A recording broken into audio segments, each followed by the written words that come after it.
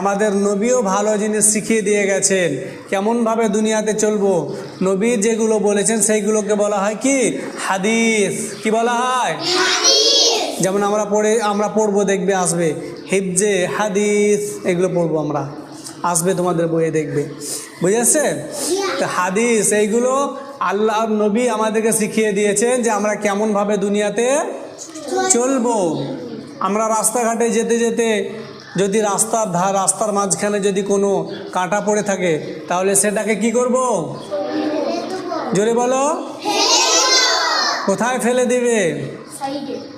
সাইডে, এমন জায়গায় ফেলে দেবে যেন কোনো মানুষের অসুবিধা না হয়, কারোর পায়ে যেন না ঢোকে, কারোর পায়ে যেন না লাগে।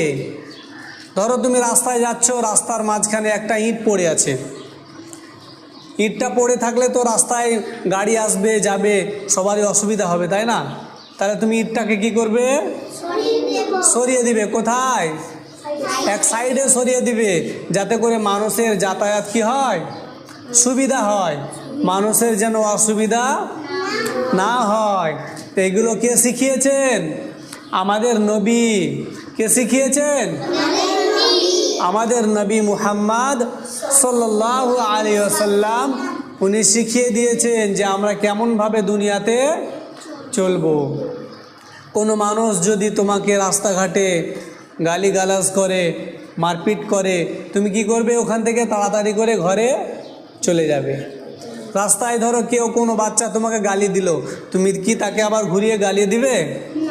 তুমি তাকে কি বলবে? যে ভাই, গালি দিতে নেই, আল্লাহর নবী বারণ করেছেন, আল্লাহ আমাদেরকে গুনাহ দেবেন, আমরা গালি দেব না কাউকে।